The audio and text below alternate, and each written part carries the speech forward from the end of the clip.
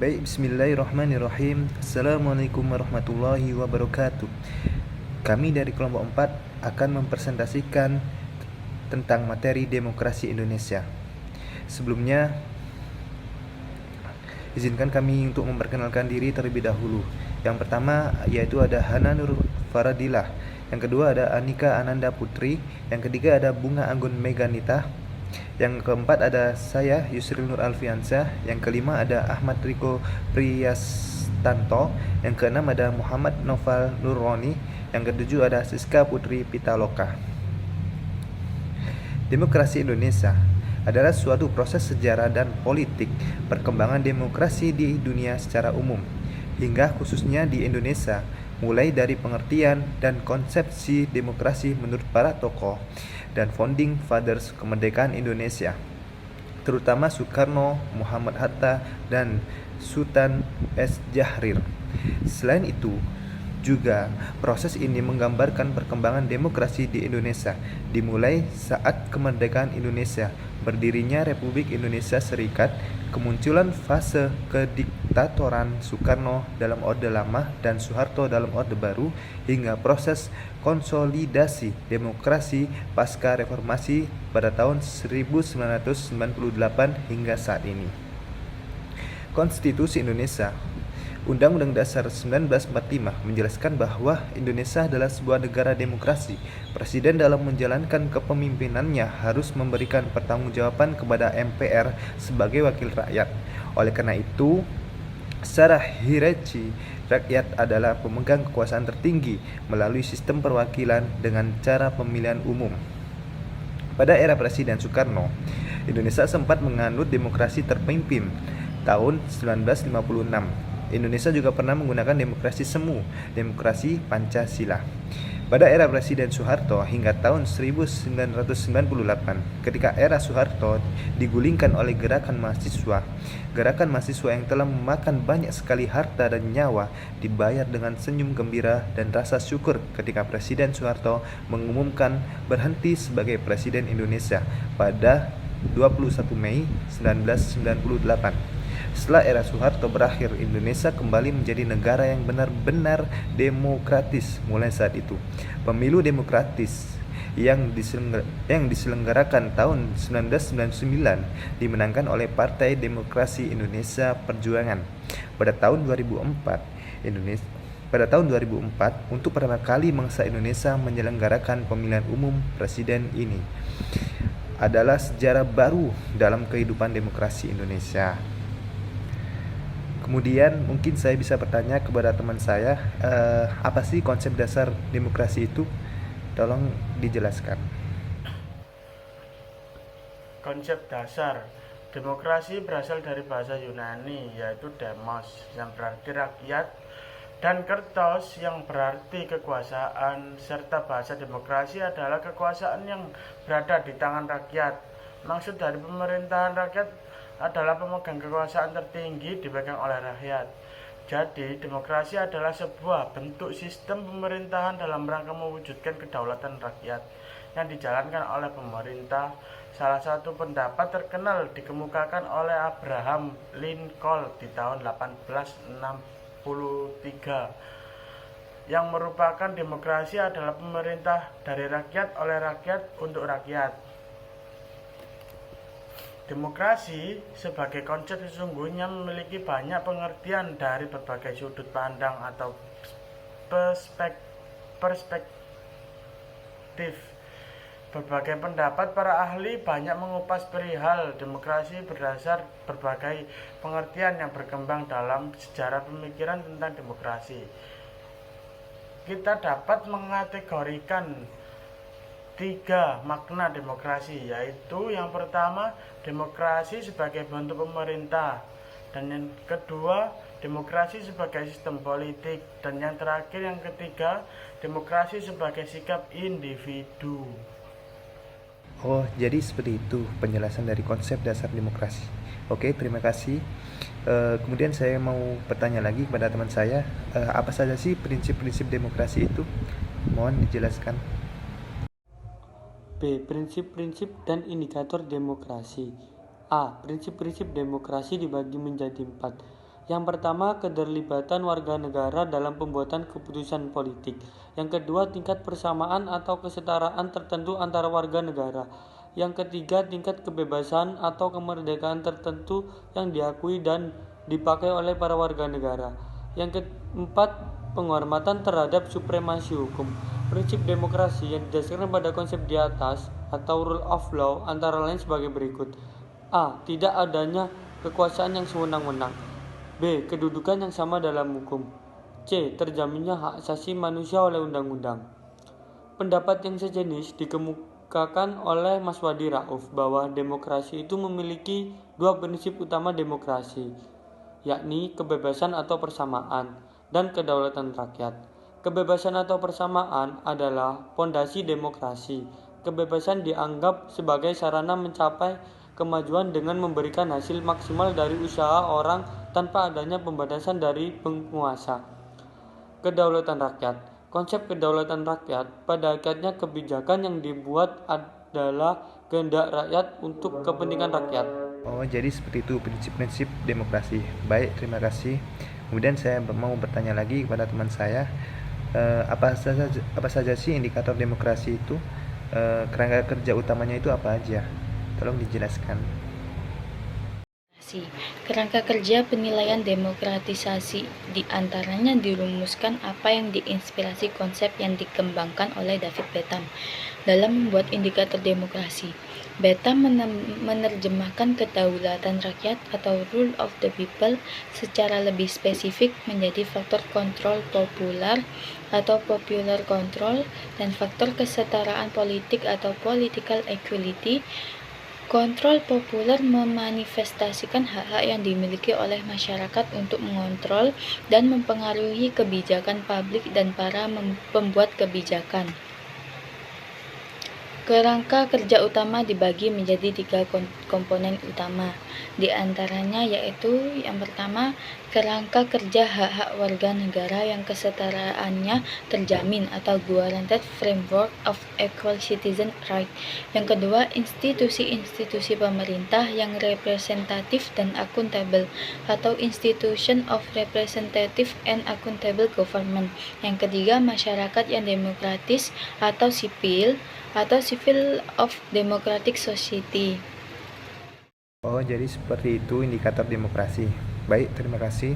Kemudian saya mau bertanya lagi, bagaimana sih perjalanan demokrasi di Indonesia pada saat fase prakemerdekaan?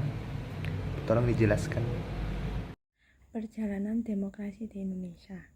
Sejak Indonesia merdeka dan berdaulat sebagai sebuah negara pada 17 Agustus 1945, para pendiri negara Indonesia, the Founding Fathers, melalui UUD 1945 yang disahkan pada tanggal 18 Agustus 1945, yang telah menetapkan bahwa Negara Kesatuan Republik Indonesia atau NKRI menganut paham atau ajaran demokrasi, di mana kedaulatan atau kekuasaan tertinggi berada di tangan rakyat dan dilaksanakan oleh Majelis Permusyawaratan Rakyat atau MPR.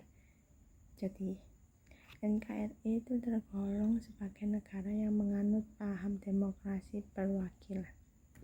Sejalan dengan diberlakukannya UUD sementara 1950, Indonesia itu mempraktekkan model demokrasi parlementer murni atau dinamakan demokrasi liberal yang diwarnai dengan cerita yang panjang tentang stabilitas pemerintah atau kabinet yang berujung konflik ideologi di konstituen pada bulan Juni sampai Juli 1959.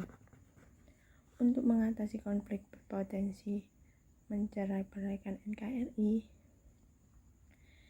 pada tanggal 5 Juli 1959, Insinyur Soekarno mengeluarkan dekret Presiden yang memberlakukan kembali UUD 1945. Sejak itu diterapkannya model demokrasi terpimpin yang diklaim sesuai ideologi negara Pancasila dan paham integralistik yang mengajarkan tentang kesatuan antara rakyat dan negara.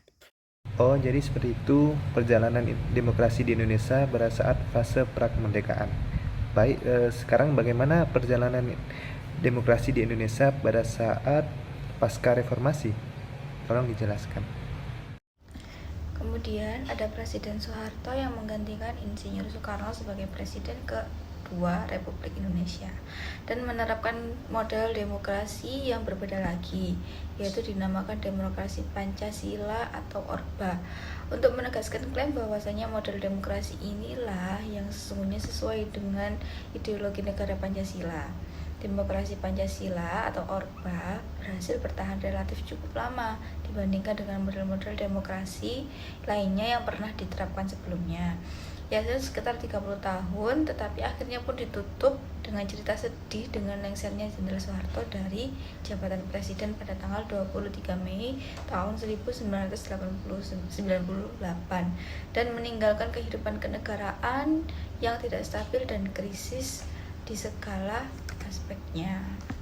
Kemudian model demokrasi pasca reformasi, karena memang belum ada kesepakatan mengenai namanya yang telah dilaksanakan sejak beberapa tahun terakhir ini, nampaknya sebelum menunjukkan tanda-tanda kemampuan untuk mengarahkan tatanan kehidupan kenegaraan yang stabil, sekalipun lembaga-lembaga negara yang utama yaitu lembaga eksekutif atau presiden wakil presiden dan lembaga-lembaga legislatif DPR atau DPD telah membentuk melalui pemilihan umum langsung yang memenuhi persyaratan sebagai mekanisme demokrasi.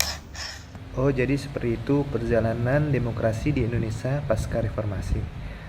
Baik, kemudian saya mau bertanya lagi, apakah perlu pendidikan demokrasi untuk anak-anak bangsa? Nah, apa tujuan pendidikan demokrasi tersebut? Tolong dijelaskan. Demokrasi adalah sikap hidup yang harus tumbuh dan berkembang dalam diri warga negara, baik yang sedang memerintah maupun yang sedang tidak memerintah.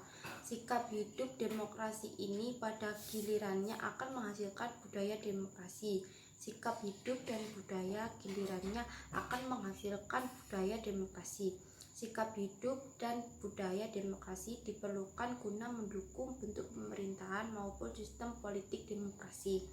Negara demokrasi tanpa adanya sikap hidup dan budaya demokrasi hanya akan menghasilkan kekacauan dan anarki. Demokrasi paling tidak mencakup dua hal, yaitu struktur dan kultur. Sekiranya diibaratkan rumah demokrasi membutuhkan dua hal, yaitu struktur demokrasi dan kultur demokrasi. Pendidikan demokrasi bertujuan mempersiapkan warga masyarakat berperilaku dan bentuk demokrasi melalui aktivitas menanamkan pada generasi muda akal pengetahuan, kesadaran, dan nilai-nilai demokrasi.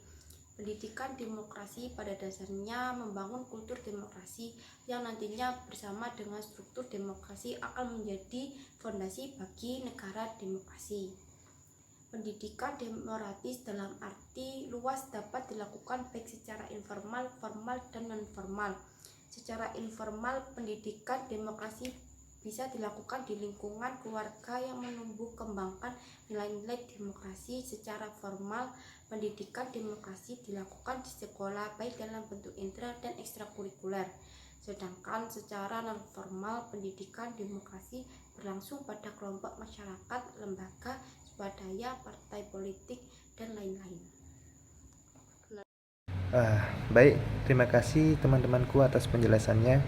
Saya di sini ambil kesimpulan yang pertama, yaitu demokrasi adalah pemerintahan rakyat di mana rakyat memegang seluruh kekuasaan. Pemerintahan di tangan rakyat, sehingga dapat diartikan sebagai pemerintahan rakyat atau bisa disebut dengan pemerintahan dari rakyat, oleh rakyat, dan untuk rakyat. Yang kedua yaitu bahwa demokrasi itu mempunyai dua prinsip utama, yakni kebebasan atau persamaan dan kedaulatan rakyat. Yang ketiga, komponen utama demokrasi terdiri dari tiga komponen, yaitu kerangka kerja hak-hak warga negara yang kesetaraannya terjamin. Yang kedua, institusi-institusi pemerintah yang representatif. dan akuntabel. Yang ketiga yaitu masyarakat yang demokratis atau sipil. Kemudian kesimpulan yang keempat yaitu alur-alur perkembangan di Indonesia, yakni perkembangan demokrasi masa revolusi kemerdekaan, perkembangan demokrasi parlementer, perkembangan demokrasi terpimpin, perkembangan demokrasi dalam pemerintahan Orde Baru. Yang kelima atau terakhir kesimpulan dari penjelasan teman-teman saya tadi yaitu demokratisasi pendidikan merupakan suatu kebijakan yang sangat didambakan oleh masyarakat. Melalui kebijakan tersebut diharapkan peluang masyarakat untuk menikmati pendidikan menjadi semakin besar sesuai dengan kemampuan dan kesempatan yang dimiliki.